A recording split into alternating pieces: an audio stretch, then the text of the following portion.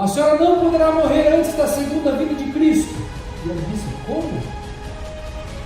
As pessoas vão se levantar e vão destruir o seu ministério, vão destruir a sua obra, vão destruir os seus escritos, se tornarão críticos, dissidentes que vão se levantar.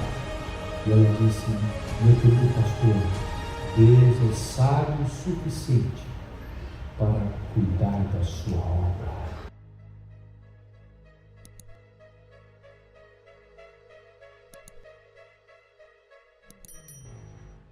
Bom, que alegria estar com vocês. Temos um bom grupo aqui, louvado seja Deus pela presença de todos, nos alegramos muito e eu queria convidar você a abrir a palavra de Deus. Vamos começar pela palavra. Abra sua Bíblia na primeira epístola, pode abaixar um pouquinho o microfone, está dando microfonia mesmo.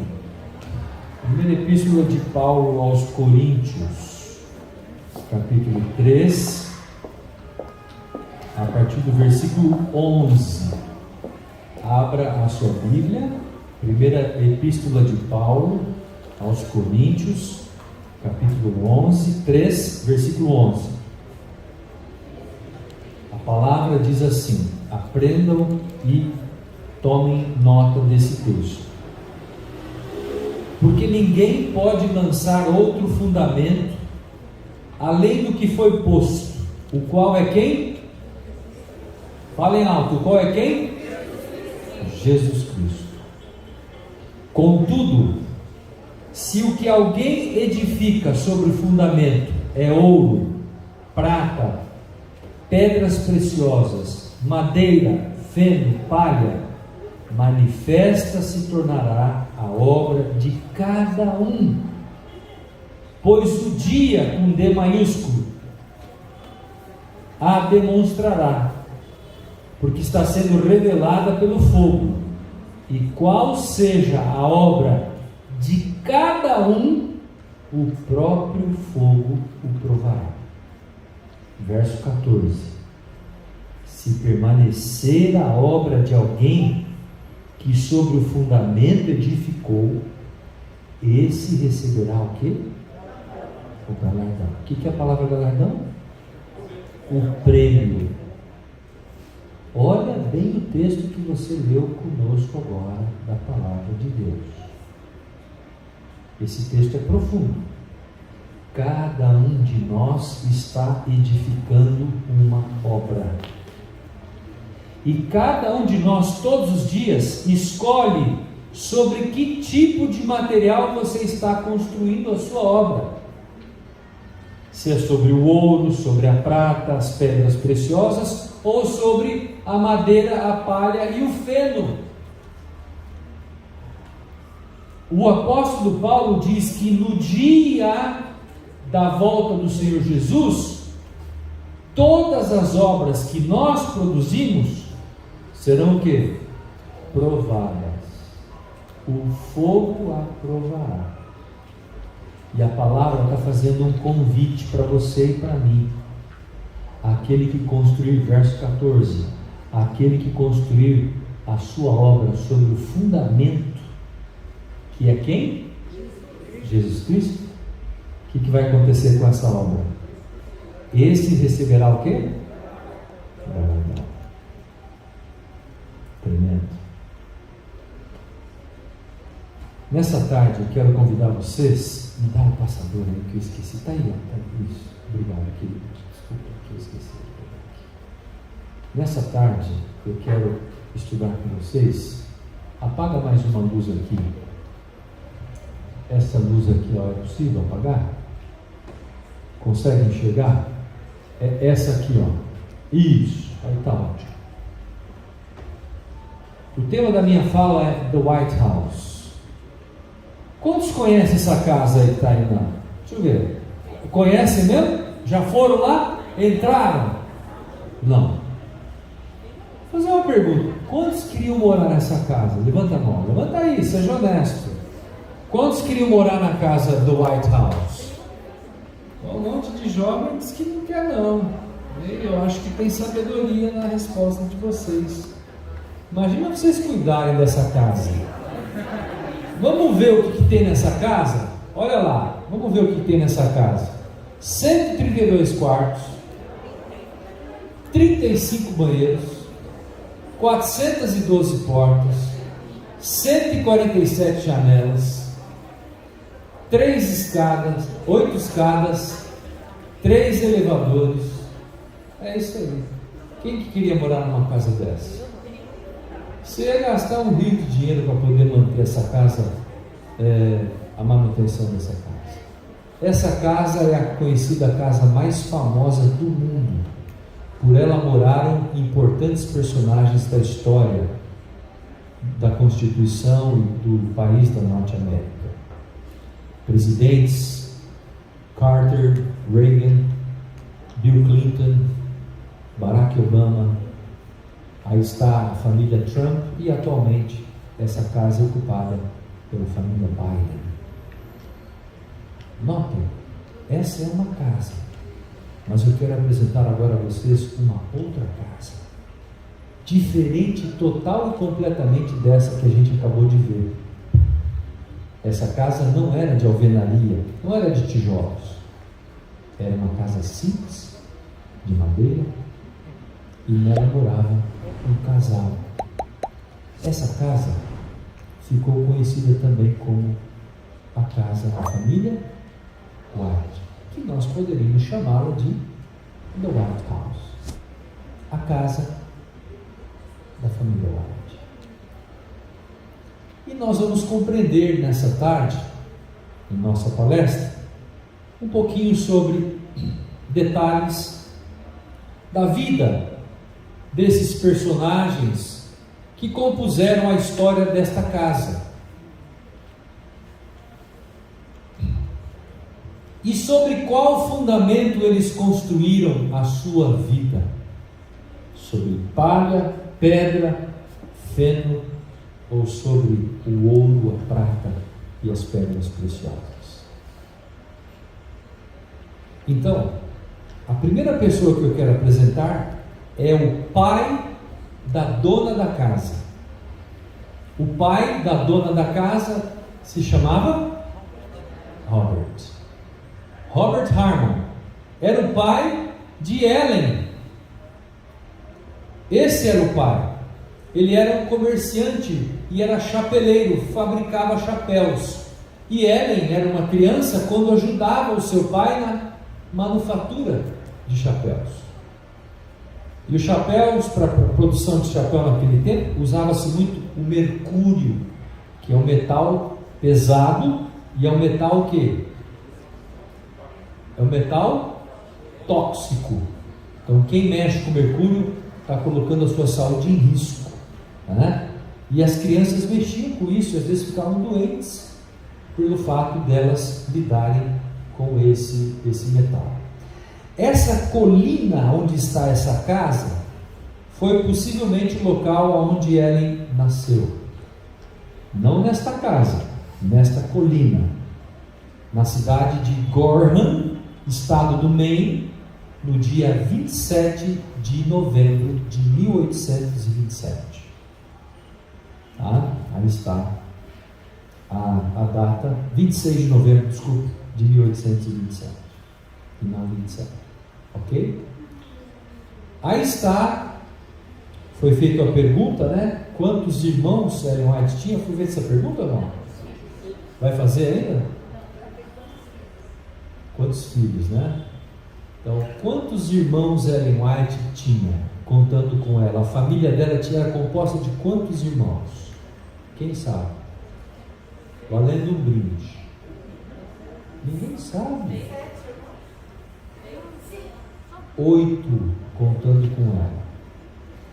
Eram 6 mulheres e 2 homens. Os 2 últimos filhos estão aí. Era Ellen, que está em pé, e Elizabeth. Muito possivelmente, Ellen era mais nova do que a sua irmã Elizabeth, que era gêmea. Você pergunta por quê? Porque nas fotos daquele tempo, quem permanecia em pé na foto era a pessoa mais jovem. Quem ficava sentado era a pessoa mais velha. Assim funcionava uma foto. Tá? Aí está a sua irmã mais velha, Caroline, que era 20 anos mais velha do que ela. Ellen costumava chamá-la de sua segunda mãe, Caroline, porque era 20 anos mais velha do que ela. E aí estão algumas das irmãs, até Sarah, que casou com aquele famoso compositor de hinos chamado Francis Belden, que temos vários livros no Inário. Ele tinha uma tremenda capacidade de composição. O pastor pregava o sermão, enquanto o pastor pregava o sermão, ele compunha um hino na hora que o pastor estava pregando o sermão sobre o tema, e ao final ele ia ao piano e tocava o hino e todo mundo cantava. Esse era esposo da irmã de Ellen White, tá? Muito bem. Aí está a escola onde ela estudou, Rua Brackett, lá na cidade de Portland, estado do Maine, tá? Foi nessa escola, próximo a essa escola, que ela levou uma pedrada. A pedrada que ela levou, como muitos sabem, não foi uma pedra qualquer, foi possivelmente a pedra do tamanho de uma mão fechada, que bateu na sua face esquerda, afundou esse osso, quebrou o nariz. Ela ficou 3 semanas em estado de coma. Seu pai estava viajando, vendendo chapéu, no estado da Geórgia. Quando ele voltou e viu a filha no quarto, perguntou: quem é essa pessoa que está aí? E ela escutou o papai falar isso. Isso trouxe a ela profunda dor e tristeza.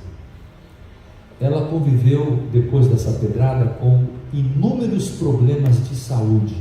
Ela teve que abandonar a escola, ela não tinha mais condição de escrever nem o seu próprio nome, ela ficou uma pessoa muito debilitada, ela pegou pneumonia e depois pegou tuberculose. A gente vai falar um pouco disso mais à frente. Muito bem. Aí está a igreja onde eles frequentavam, chamada Igreja Metodista da rua Chestnut. Eu não estou conseguindo chegar lá atrás, mas vamos lá. Da rua Chestnut, na cidade de Battle Creek.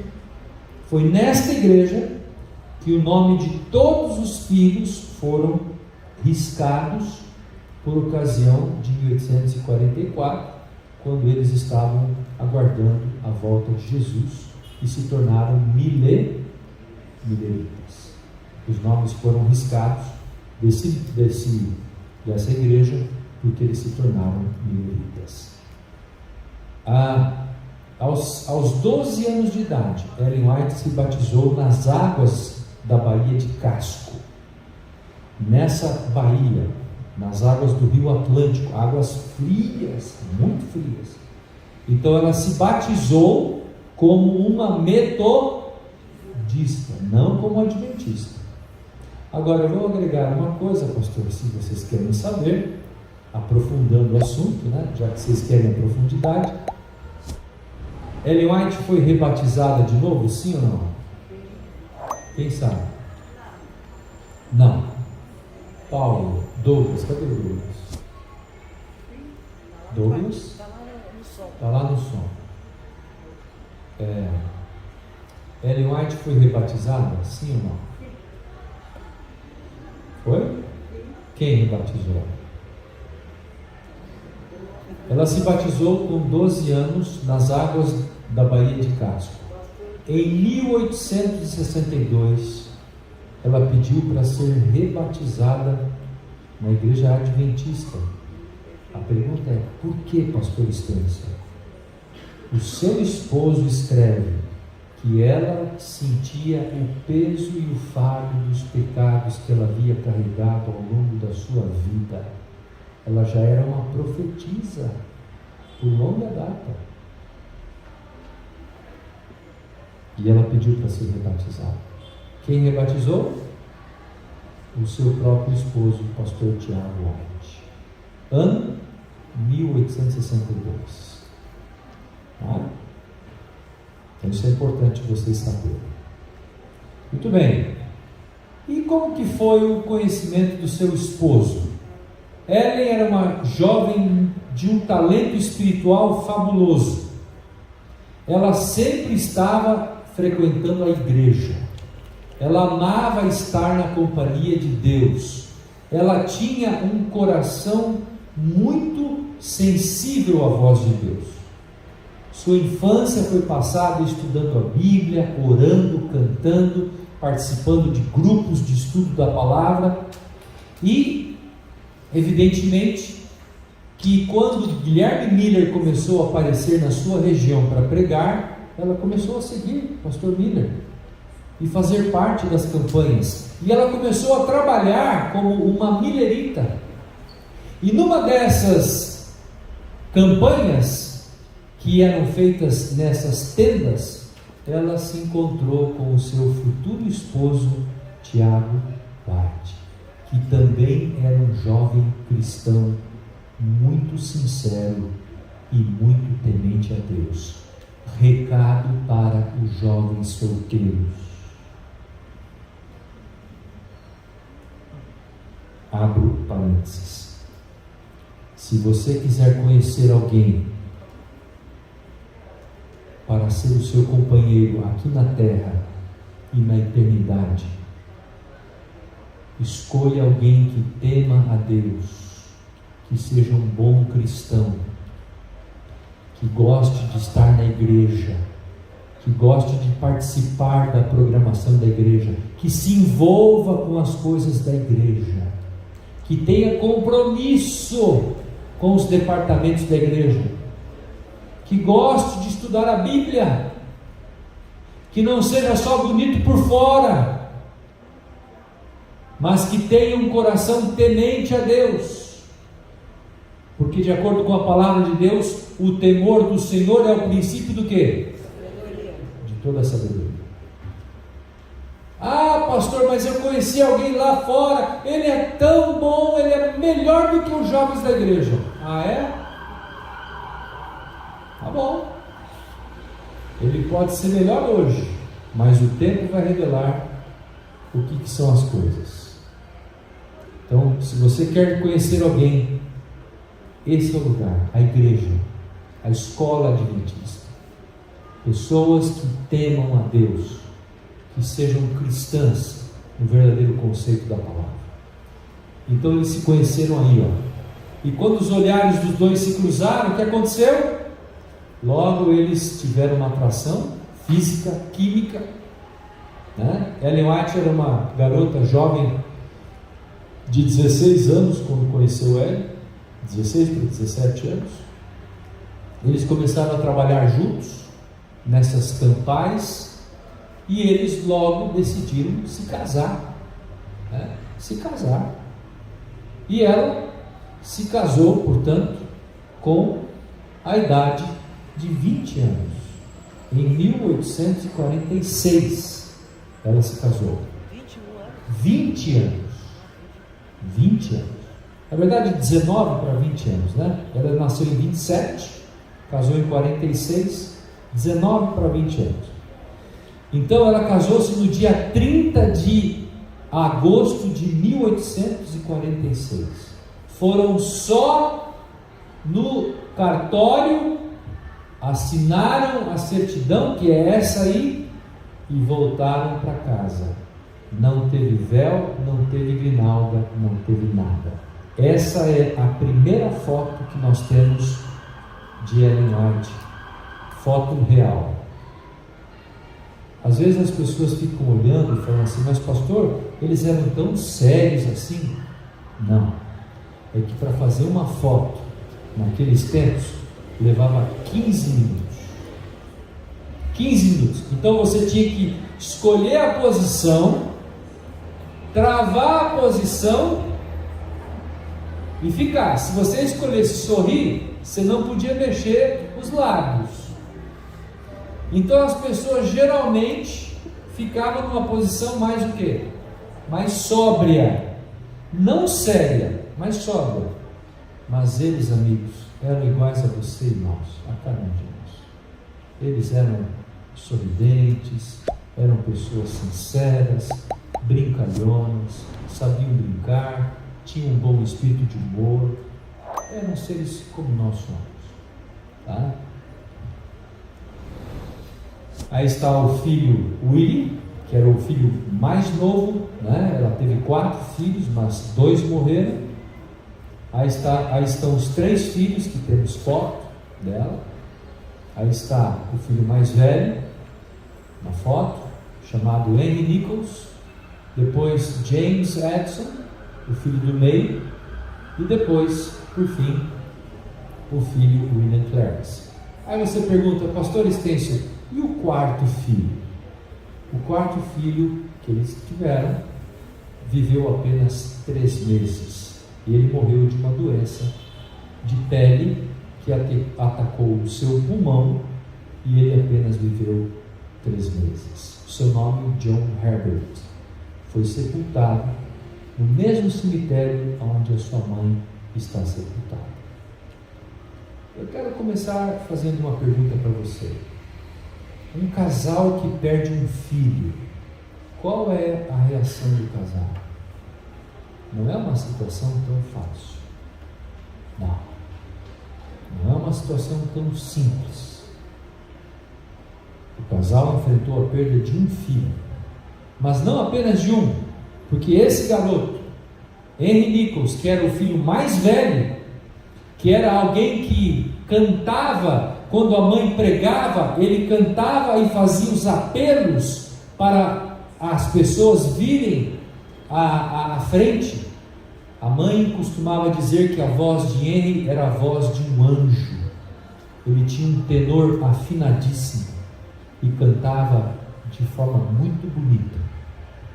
E esse garoto, com 16 anos de idade, ele começou a tossir, e logo os médicos descobriram que ele estava com tuberculose. E ele foi diagnosticado, mas ele não teve chance, e ele morreu aos 16 anos de idade. Ele fez 2 pedidos antes da morte. Ele disse: mamãe, no dia da minha morte, eu quero que vocês não chorem. Olha o pedido dele. Eu quero que vocês não chorem. Mas por que, filho? Ele disse: eu não vou ter que lutar a guerra civil, que começou um ano depois da morte dele. Eu não vou ter que passar pelo tempo de angústia, as pragas.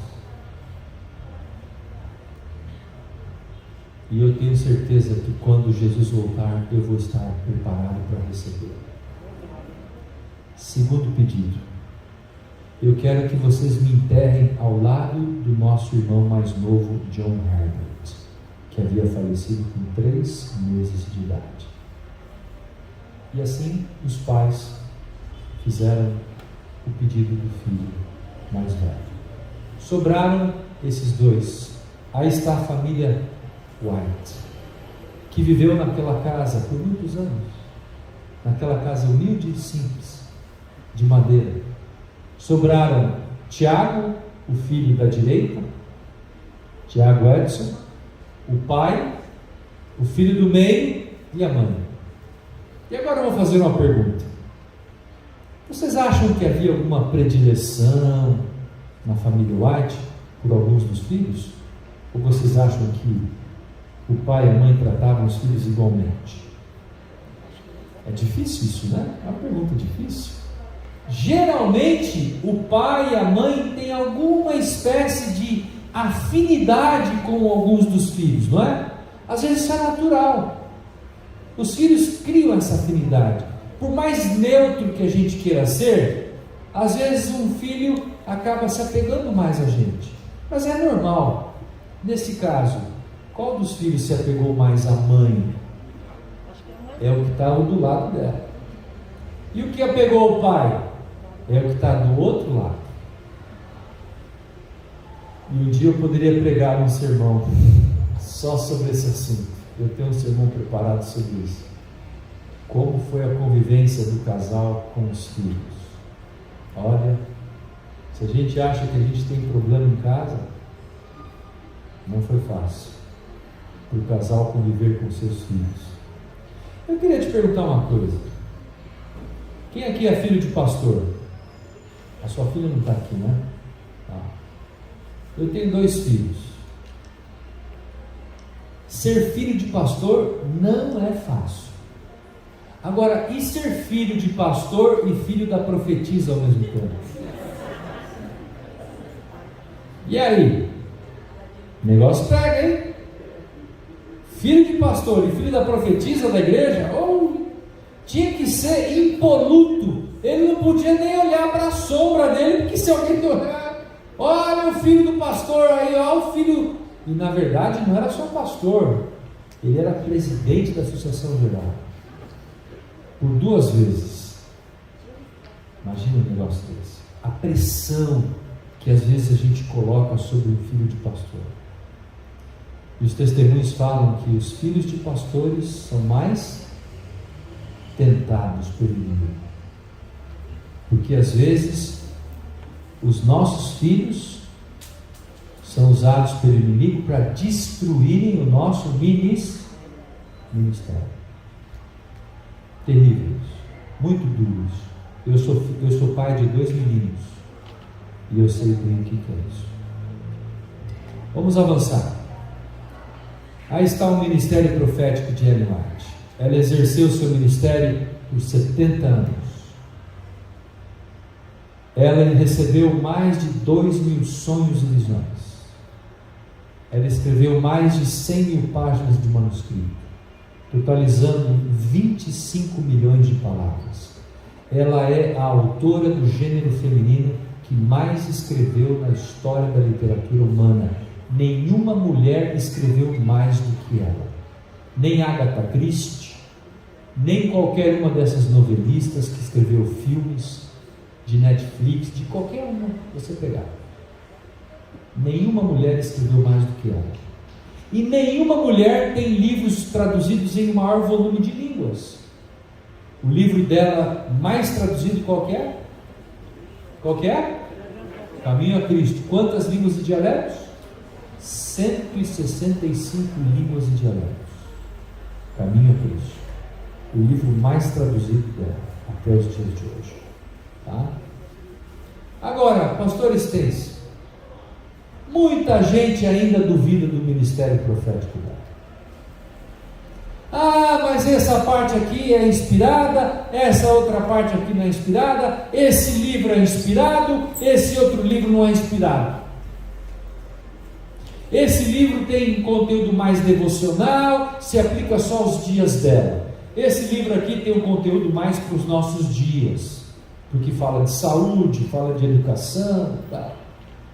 E nós começamos a categorizar e a classificar os escritos dela, usando a nossa própria taxonomia, desculpe a palavra, nossa própria forma de avaliar os fatos e criar itens de prioridades. Olha, esse é o primeiro, esse é o segundo, esse é o terceiro, esse é o quarto, esse último aqui não tem inspiração. Então, olha o texto que está na tela. Eu vou pedir que o pastor Cirilo leia esse texto, porque aí, pode pegar aqui, pastor, leia esse texto para nós, pastor. Ou Deus está ensinando sua igreja, reprovando seus erros e fortalecendo a sua fé, ou não está? Esta obra é de Deus ou não é? Deus nada faz em parceria com Satanás. Meu trabalho, ao longo dos últimos 30 anos, traz o selo de Deus ou o selo do inimigo.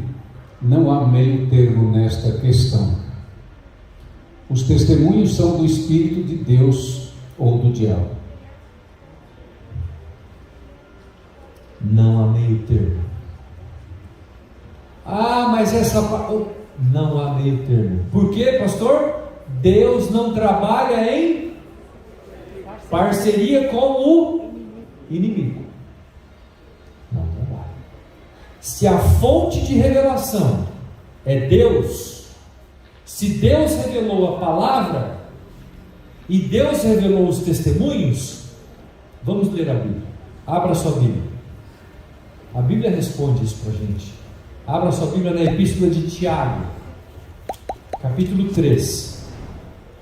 Olha o que o apóstolo Tiago diz. Tiago, capítulo 3. Abra sua Bíblia. Tiago, capítulo 3. E o versículo 11.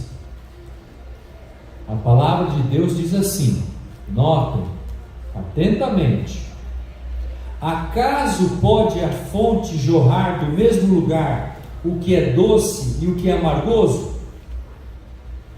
Acaso, meus irmãos, pode a figueira produzir azeitonas ou a videira figos? Tampouco fonte de água salgada pode dar o quê? De uma fonte não jorra dois tipos de água. A fonte divina, que é Deus, o Pai e o Filho, só revelaram uma verdade. Esta verdade está na Bíblia e esta verdade está também nos testemunhos que estão aqui. É da mesma procedência, da mesma fonte. Então ela recebeu essa revelação dizendo: Deus não trabalha em parceria com Satanás. E ela fala uma coisa que eu quero chamar a atenção: não há meio termo. Ah, mas esse pedaço, isso aqui, esse sermão, esse artigo não foi inspirado. Não há meio termo. Não vamos usar a nossa classificação, tá? Quem sabe num outro momento que eu vier aqui numa outra vez, quem sabe não sei quando, né? Eu vou discutir essa questão de autoridade profética, tá? Porque esse é um assunto importante para nós discutirmos. Tem gente que fala assim: a Bíblia, os escritores da Bíblia têm mais autoridade do que Ellen White. Você concorda com essa afirmação? Sim ou não? A mesma autoridade que os profetas da Bíblia tiveram, Ellen White teve. Por quê? Porque a fonte de revelação é a mesma. Ah, qual é a diferença? Diferença de funcionalidade. Os profetas da Bíblia escreveram, registraram e deixaram para nós esses ensinamentos na sua palavra.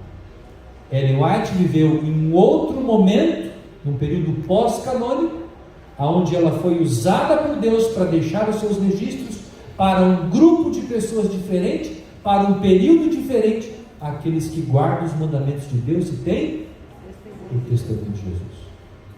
Aqueles que fazem parte da última igreja da profecia, de acordo com Apocalipse 3, 14 a 22. A igreja de Laodiceia. Percebe? Pastor Estêncio, quando é que começou a discussão de autoridade? Quando a Bíblia foi canonizada. Até que a Bíblia não fosse canonizada, não havia discussão de se um profeta tem mais autoridade que o outro. Mas quando a Bíblia foi canonizada, aí a pessoa começou a falar: Moisés tem mais autoridade do que Amós, porque ele escreveu o Pentateuco.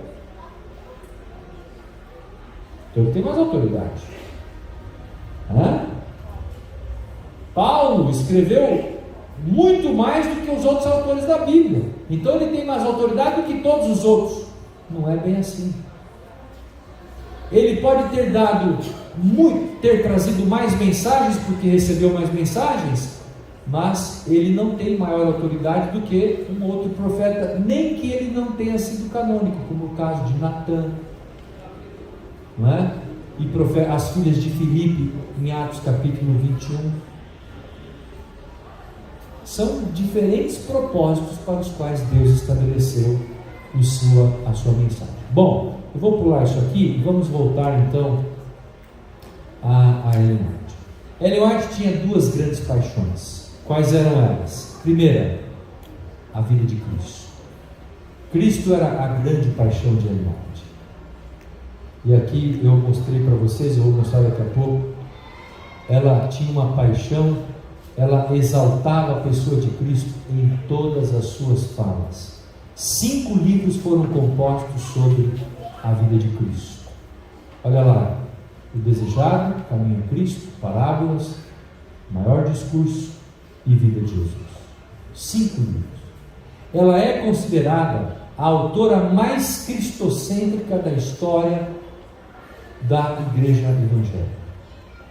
Ela é a autora mais lida por pastores que preparam sermões sobre a vida de Cristo, inclusive pastores de outras denominações. O seu livro Desejado pelas Nações foi usado até para a produção de produções cinematográficas, como o famoso filme da Paixão de Cristo, escrito por quem? Mel Gibson. Mel Gibson traz no seu filme detalhes que não estão na Bíblia, mas estão no Desejado. E por isso que eu falei de manhã, ela foi usada por Deus para continuar o quê? Ampliando a revelação profética da palavra de Deus. Ela traz detalhes que ampliam a compreensão do quê? Da palavra de Deus, mas que não estão na palavra. Por exemplo, não está na Bíblia o fato de que Jesus Cristo virá com uma trombeta de prata na sua mão esquerda, mas a Bíblia fala que ele virá com uma foice na mão direita, mas não fala da trombeta de prata na mão esquerda. E ela fala isso no livro Primeiros Escritos, na primeira visão. Vários outros detalhes ela agrega, detalhes como detalhes sobre a crucifixão, a ressurreição, detalhes sobre a sua vida com os discípulos. A Bíblia não fala isso, mas ela traz esses detalhes. Na verdade, queridos, quando a gente fala ela traz, não é ela quem traz. Quem traz? Deus que revela. Então ponham isso, não é ela que está falando, é Deus que fala por meio dela. Aí está a grande paixão da verdade. Eu queria falar para vocês um pouquinho sobre essa foto. Não é um popstar, não é um artista de Hollywood, nem um atleta, jogador de futebol famoso, não. É a foto de um campesino, alguém simples e humilde, que revela na sua face os frutos do Espírito Santo de Deus: o amor, a bondade, a misericórdia, a mansidão e o domínio próprio. Frutos que Gálatas 5:22 descreve claramente. Muito bem, vamos lá. Aí está a casa dela novamente. Você pode perguntar assim: pastor, na casa de um profeta, Deus pode operar algum milagre? Deus pode operar milagres na vida de profetas? Sim ou não? Sim. Na Bíblia você tem exemplo de milagres na vida de profetas? Quem? Elias. Quem mais? Eliseu. Quem mais? Moisés. Nossa, Moisés não teve milagre, abriu o mar vermelho na frente dele lá. Quem mais? Nuvem de fogo de noite, nuvem de dia. Abraão. Quem mais? E na casa de Ellen, teve milagre? Quer vir registrar? Quer vir contar? Então, nessa casa, eu vou mostrar a casa por dentro agora. Aí era o quarto de Ellen. Aí está a cama dela. E aí está a escrivaninha de onde ela compunha os seus escritos. Ela sentava nessa cadeira e ela escrevia os seus escritos aí da sua cadeira. A época que ela mais compunha manuscritos, ela chegava a escrever 20 páginas por dia. Não é pouco. Num tempo em que não tinha papel, o papel era caríssimo, isso levava tempo para poder escrever. E aí está a cama dela, aí está a cozinha, e nesta cozinha aconteceu um milagre. Ellen tinha uma secretária, que era sua assistente, que ajudava a fazer a comida e ajudava também a cuidar do filho menor chamado Willie White. Um dia, ela estava fazendo o almoço nesse fogão e dando banho na banheira, que era essa banheira, que ficava na lavanderia, ao lado da cozinha. O filho tinha 3 anos de idade. Entre cuidar da comida e cuidar do banho do filho, ela se esqueceu do filho e ficou cuidando das panelas para não queimar. Quando ela voltou para a lavanderia para ver o filho estava afogado na banheira que você está vendo aí. 3 anos de idade. Quantos filhos Ellen White já tinha perdido? 2. Esse seria o terceiro. A pergunta que se faz é: o que aconteceria na vida dela? A sua secretária, em desespero, gritou: Ellen, Ellen, Ellen, desça, desça, desça. Ela estava lá em cima trabalhando, no andar superior. Desça, Willie, Willie, Willie, gritava em desespero. Quando ela desceu correndo as escadas e foi até a lavanderia, ela tirou o seu filho da banheira e colocou diante dela, e ela viu que o seu filho não respirava mais. Estava afogado. Ela pediu para a sua secretária pegar um cobertor, e ela foi, pegou o cobertor, enrolou o Willie e saiu pela porta da lavanderia que está aí, e foi até a frente da casa, e colocou a criança na frente do gramado da casa, e em desespero, ela pegou aquela criança, abriu o cobertor, e ela começou a rolar essa criança de um lado para o outro, de um lado para o outro, na tentativa de fazer com que a água saísse do esôfago da criança, e ela pudesse voltar a respirar novamente. E ela fez isso por 10 minutos, 15 minutos, até que chegou um tempo em que toda a vizinhança percebeu a agonia daquela mãe desesperada tentando ressuscitar o seu filho. Eles saíram das casas e vieram até ela e disseram: irmão White, pare, pare, pare, o seu filho já não respira mais. Ela pegou a criança, envolveu no cobertor, colocou no colo, e o relato diz que ela fez uma súplica a Deus. Ela não fez uma oração, ela fez uma súplica, suplicando pela vida do seu filho.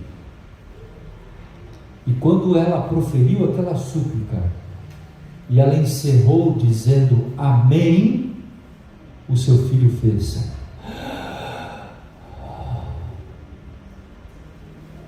Voltou a respirar. Aquela experiência marcou a vida daquela família e daquela mãe, porque Deus cuidava da sua profetisa e sabia muito bem que aquele golpe, a perda de mais um filho, seria algo que destruiria o seu ofício profético. E Deus ressuscitou aquela criança. 20 minutos sem respirar. 20 minutos sem respirar. Essa é a história que eu trago para vocês nessa tarde. Aí estão os 2 irmãos. Aí está o filho mais velho. Trabalhou entre os escravos negros afro-americanos. A Igreja Adventista tem um respeito tremendo nos Estados Unidos pelo trabalho que desenvolveu com os negros, na alfabetização dos negros e, sobretudo, na questão do respeito antissegregacionista. A Igreja Adventista sempre pregou o anti-escravagismo, o antissegregacionismo. Ellen White, em 1892, escreveu dizendo: todo o sistema de escravatura tem sua origem com Satanás.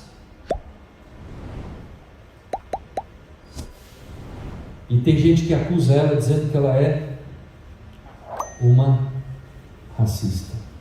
Eu fiz 2 lives no meu canal. Acesse meu canal, se inscreva no meu canal.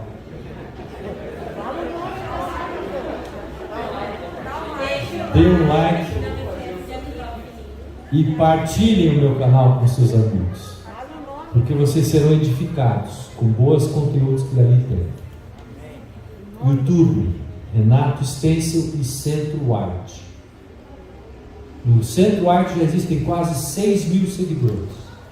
A gente precisa ampliar esse volume de seguidores, usando as igrejas e vocês participando, para que isso tenha visibilidade e alcance outras pessoas que não têm uma visão correta sobre o dom de profecia. Pessoas de dentro da igreja têm uma visão imprecisa e incorreta sobre o assunto. Aí está o filho mais novo, que se tornou o braço direito da mãe. Aí está a mãe, o pai. E aí está a importância de Tiago White para a igreja. Ele ajudou a fundar os 4 mais importantes segmentos da igreja. Ele era um homem extremamente zeloso, trabalhador, mas viveu cedo. Ele viveu pouco. Ele morreu aos 51 anos de idade. Desculpe, essa foto é aos 51 anos de idade. Ele morreu aos 60 anos de idade. No dia da sua morte, Ellen White disse: se outros tivessem feito a obra que ele fez, ele não teria morrido tão cedo. Ele trabalhava por 3 pessoas. A questão que se coloca é: Deus pede que nós trabalhemos por 3 pessoas? Não.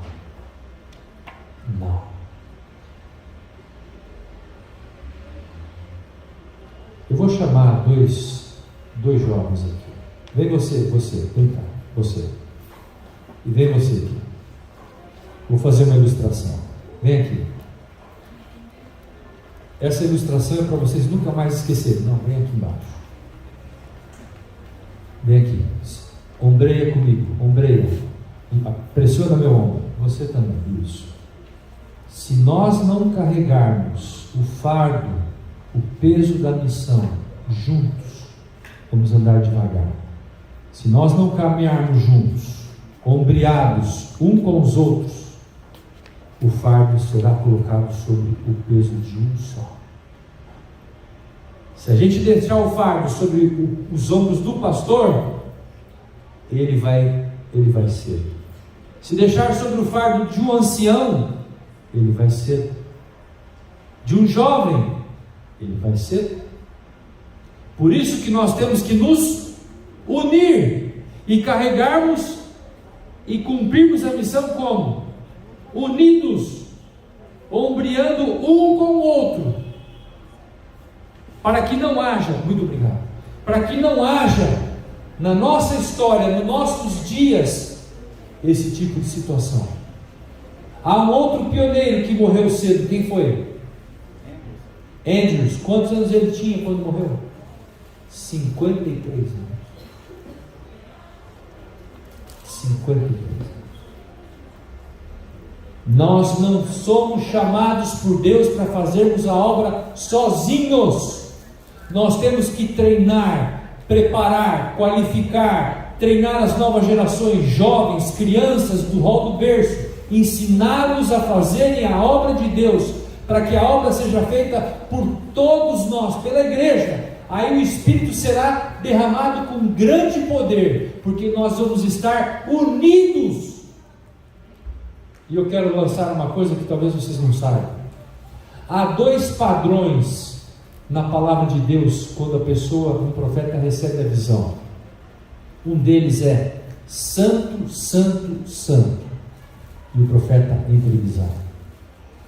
O outro padrão é glória, glória, glória, e o profeta entra em visão. Mas Ellen White, ela recebeu um terceiro padrão, distinto desses 2 primeiros. Ela dizia: univos, univos, univos, e ela entrava em visão. Por quê? Porque a nossa unidade é o segredo do nosso êxito no cumprimento da missão profética. Quanto mais unidos estivermos, mais poder nós teremos, e mais qualificados nós estaremos para recebermos a chuva celeste. Quanto mais desunidos, mais fragmentados, e o inimigo é especialista nisso, colocar o ancião em rota de colisão contra o diácono, o departamental de jovens em rota de colisão com o departamento de escola sabatina. Ele quer confusão na igreja, ele quer desunir a igreja, ele não quer unidade na igreja, ele quer diferentes opiniões, porque ele sabe que se nós formos divergentes em nossas ideias e não estivermos unidos, o Espírito não nos usará. Por isso que ela dizia: univos, univos, univos. A importância da unidade. Deus tem um propósito em nos unir. Leia lá Atos capítulo 2. Todos estavam unidos e tinham tudo em comum. Olha que coisa fabulosa. Vocês conhecem esse texto já? O pastor Cirilo deve ter pregado muitas vezes. Bom, aí está Tiago White. Vamos avançando. Tiago White morreu em agosto, dia 6 de agosto de 1881. Anotou a data? 6 de agosto de 1881. E Ellen White ficou viva por 34 anos. Olha que não é fácil ser viúva por esse tempo não, hein?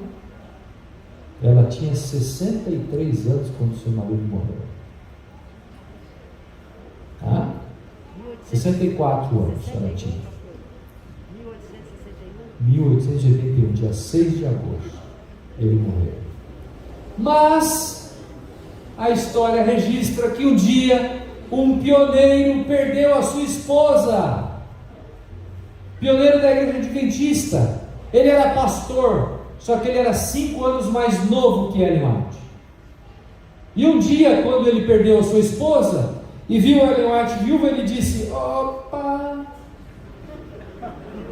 espera um pouquinho, eu acho que a gente podia juntar as trouxas aí, ó, morar debaixo do mesmo teto. E um dia ele corajosamente passou um óleo de peroba e foi até a casa de Ellen White. Ele era pioneiro tanto quanto ela. Chegou para ela e falou assim: irmã White, a senhora está sozinha, eu estou sozinho, a senhora está vivendo a penúria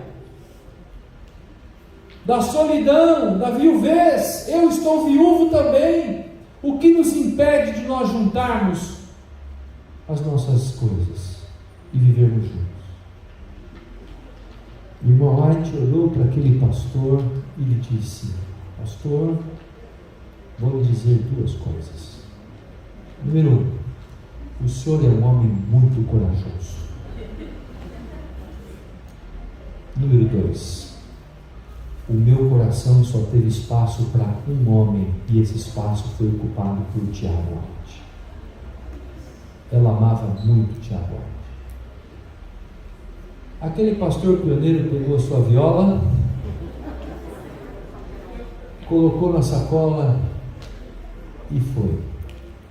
Mas não foi de mãos vazias, porque Ellen White era uma pessoa extremamente generosa e solícita à necessidade dos outros.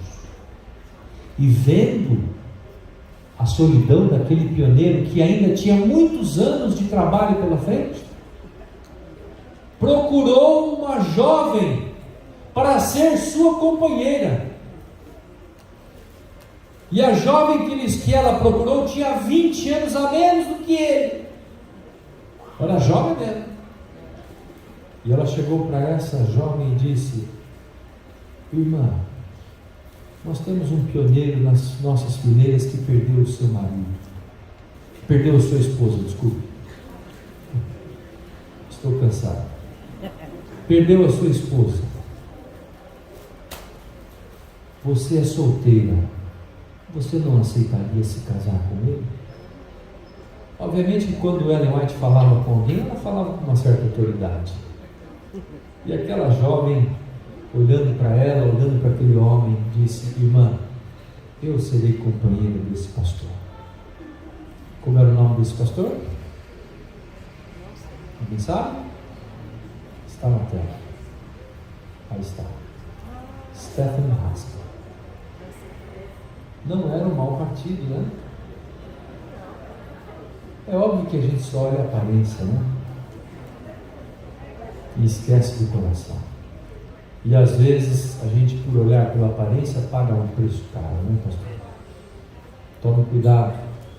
Não olhe só a aparência. Depois dos 40 as coisas costumam ficar tudo igual, 0 a 0. É ou não é, pastor? Depois dos 50, depois dos 60 e depois dos 70, é um dia de cada vez. É, coisa séria. Então, quem olha só para a aparência pode ter decepções lá na frente. Olha para o todo.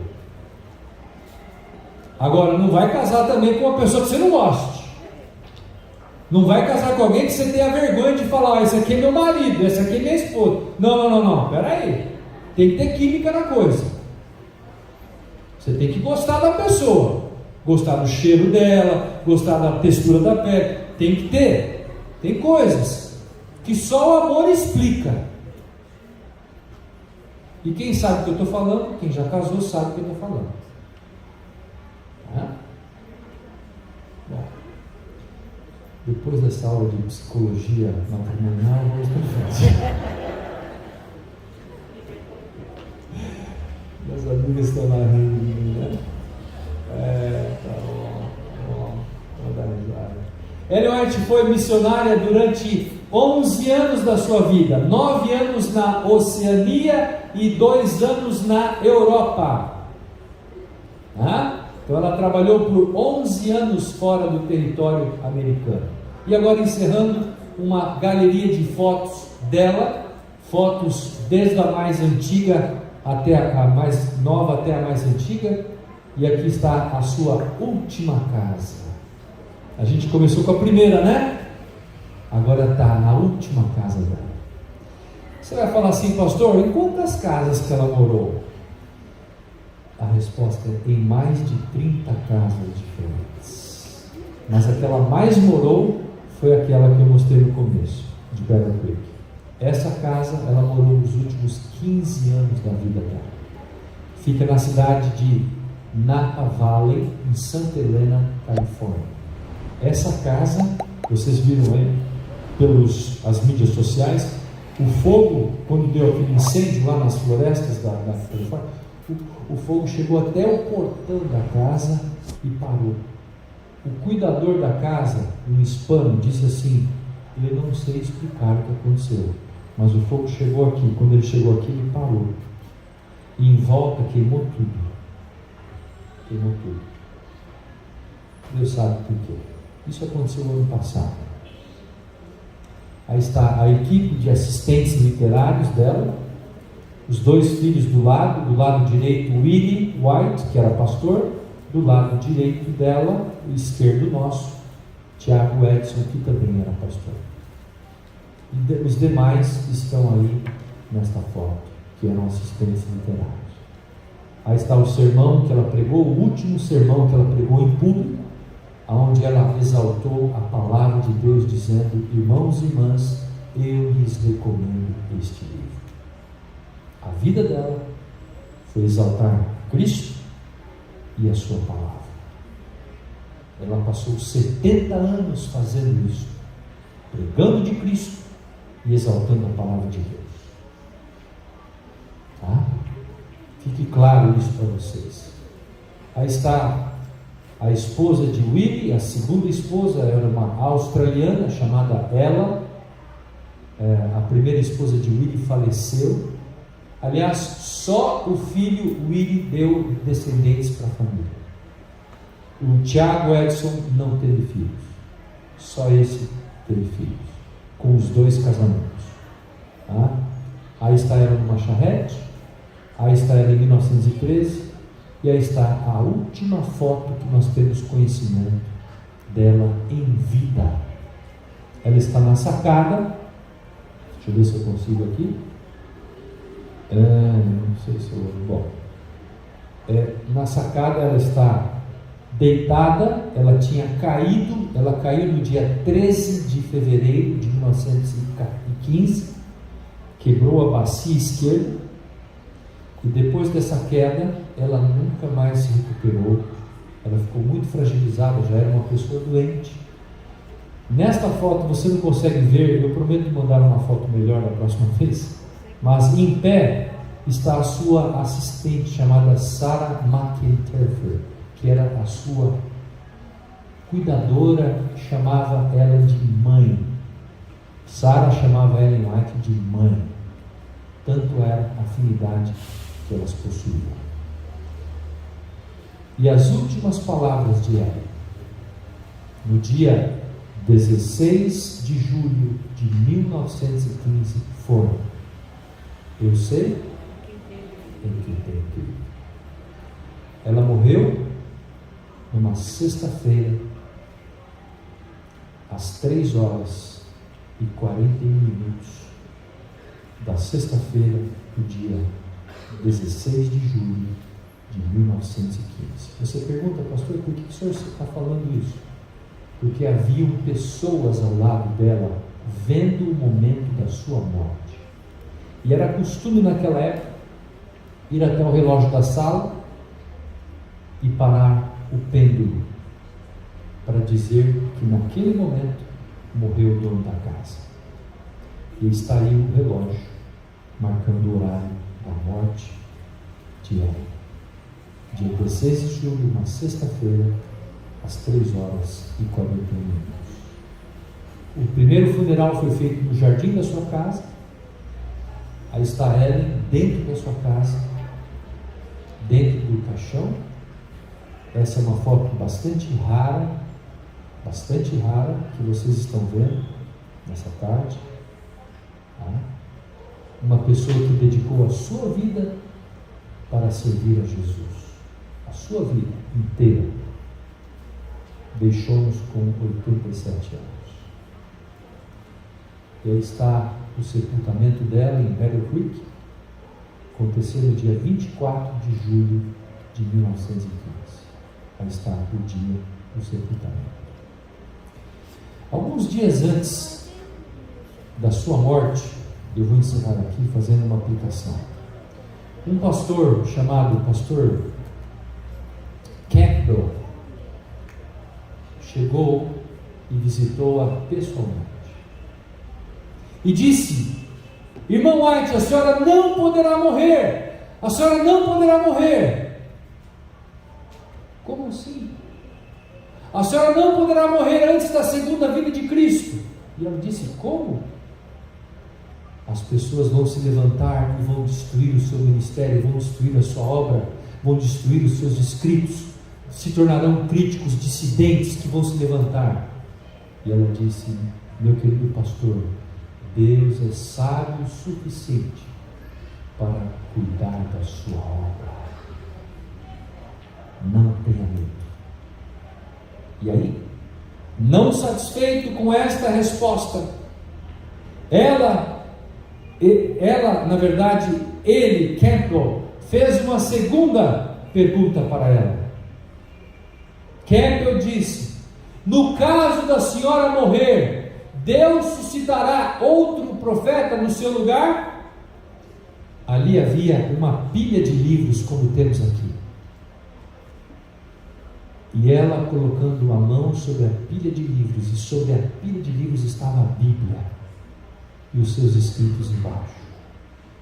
Ela colocando a mão sobre a pilha de livros, ela disse: meu querido pastor, Deus revelou por meio desses escritos todas as orientações necessárias para guiar e conduzir o seu povo com segurança até a chegada na Canaã celestial. Aquele pastor se levantou e voltou para casa seguro de que Deus estava no comando da sua igreja, no comando da sua obra.